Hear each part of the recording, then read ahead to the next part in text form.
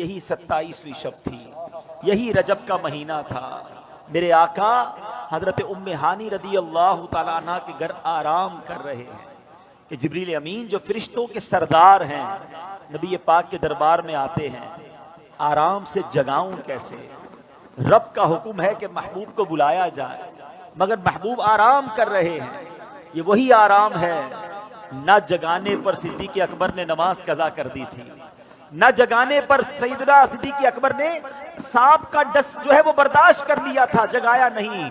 اور مولا علی نے دیکھا کہ عصر کی نماز جاتی ہے تو چلی جائے، آقا کے آرام میں خلل نہ آئے، اب جبریل امین کو جگانا ہے۔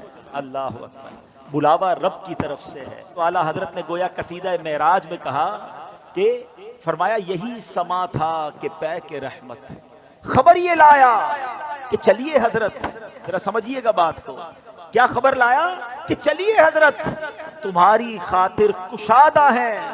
کیا کشادہ ہیں؟ جو کلیم پر بند راستے تھے، نبی پاک کو حتیم میں لایا گیا، وہاں نبی پاک کے سینہ اقدس کو چیرا گیا اور اس میں نور کی برسات کی گئی، حکمتیں داخل کی گئی، پھر سینہ اقدس کو بند کر دیا گیا۔ آج لوگ کہتے ہیں سائنس نے بڑی ترقی کر لی ہے، اوپن ہارٹ سرجری ہوتی ہے۔ سنو، 1450 سال پہلے ایک بار نہیں، نبی پاک کی 4 بار اوپن ہارٹ سرجری ہوئی، مگر یہ کیسی سرجری تھی؟ نہ کوئی تکلیف ہے، آقا دیکھ رہے ہیں کہ دل کو باہر نکالا گیا ہے اور نبی پاک کے سامنے نور ڈالا جا رہا ہے۔ اللہ اکبر، یہ بھی نبی پاک کا معجزہ ہے۔ اور پھر وہ سفر شروع ہوتا ہے۔ اب نبی پاک مکہ پاک سے بیت المقدس جاتے ہیں۔ سبحان اللہ، بیت المقدس کا سفر یہ براق پر کیا جاتا ہے۔ نبی پاک علیہ الصلوۃ والسلام اب پہنچتے ہیں اس جگہ پر جسے ہم بیت المقدس کہتے ہیں۔ بیت المقدس ویسے بھی دیکھنے کی بڑی تمنا ہے، لیکن جب سے یہ پڑھا ہے اور جب پڑھتے ہیں ایک دل میں عجب تمنا جاگ اٹھتی ہے۔ ذرا سوچو تو صحیح کہ کائنات میں ایسی نماز نہ اس سے پہلے ہوئی نہ اس کے بعد ہوگی، جب اس کائنات کے سب سے بہترین افراد یعنی انبیاء کرام کم و بیش 1,24,000 آل ٹوگیدر ونس ٹائم، ایک ہی وقت میں وہ بیت المقدس میں موجود ہیں، صفے تیار ہیں، مؤذن فرشتے ہیں، اقامت دینے والے جبریل امین ہیں۔ اور اب جبریل امین نے عرض کیا حضور اب آپ امامت فرمائیے، امام الانبیاء میرے آقا امامت فرما رہے ہیں۔ سبحان اللہ، سیدی اعلیٰ حضرت امام اہل سنت بڑی پیاری بات لکھتے ہیں، فرماتے کہ وجہ کیا تھی، معراج کی رات کی جماعت کیوں جو ہے وہ سجائی گئی، یہ بلایا کیوں گیا سب کو؟ سبحان اللہ، رہتی دنیا کو یہ بتانا تھا۔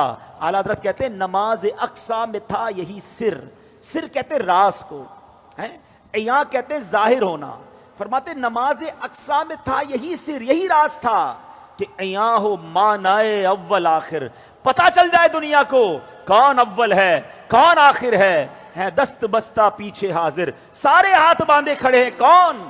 جو سلطنت آگے کر گئے تھے۔ اقصیٰ میں سواری جب پہنچی، اقصیٰ میں سواری جب پہنچی، جبریل نے بڑھ کے کہی تکبیر۔ اقصیٰ میں سواری جب پہنچی، جبریل نے بڑھ کے پڑھی تکبیر۔ نبیوں کی امامت اب بڑھ کر سلطان جہاں فرماتے ہیں، اللہ اللہ کہو، اللہ اللہ اللہ اللہ اللہ اللہ کہو، اللہ اللہ۔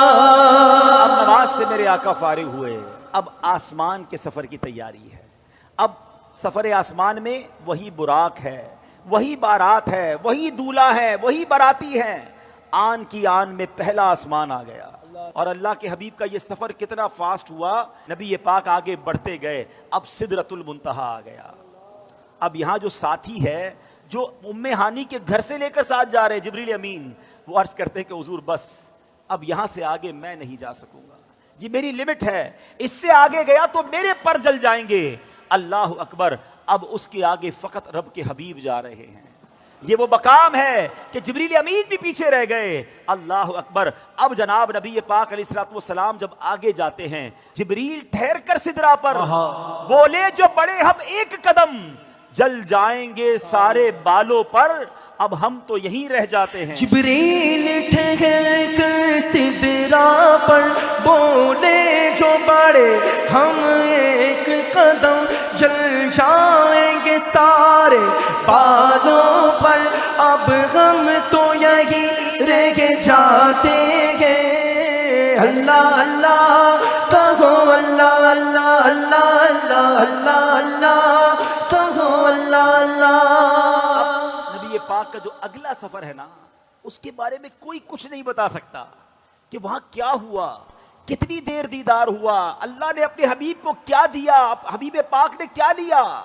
وہ ایسی راز کی باتیں ہیں، وہ ایسی کرم کی باتیں ہیں کہ جتنا اللہ کریم نے قرآن میں بتایا اور جتنا حبیب پاک علیہ الصلوۃ والسلام نے ہمیں آ کر بتایا، اس کے علاوہ کوئی اس کے بارے میں نہیں جانتا. تو اب یہ وہ سفر ہے میٹھے اسلامی بھائیوں کہ جب نبی پاک علیہ الصلوۃ والسلام یہ سفر کر کے واپس آئے، یہ عظیم سفر ہے.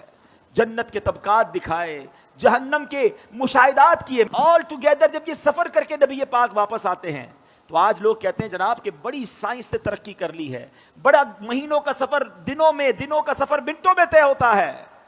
لیکن میرے آقا کے اس سفر میں جس میں ہزاروں سال کا یہ ٹریول ہے، علماء کہتے ہیں اگر اس کو لاجیکلی کیلکولیٹ کریں نا تو یہ کئی ہزار سالوں کا سفر بنتا ہے. مگر نبی پاک جب واپس آئے تو جو دروازہ کھولتے وقت کنڈی ہل رہی تھی وہ اب بھی ہل رہی ہے.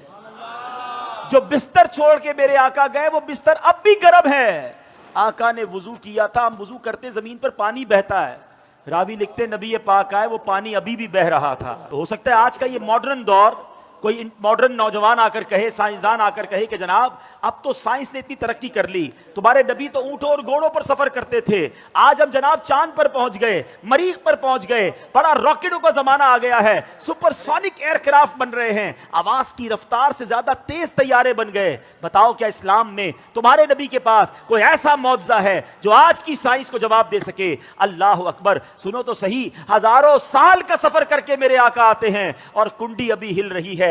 گویا ہوا یہ کہ کم وقت میں نہیں بلکہ نبی پاک نے یہ سارا سفر نو ٹائم میں کیا، وقت وہی ٹھہرا ہوا تھا.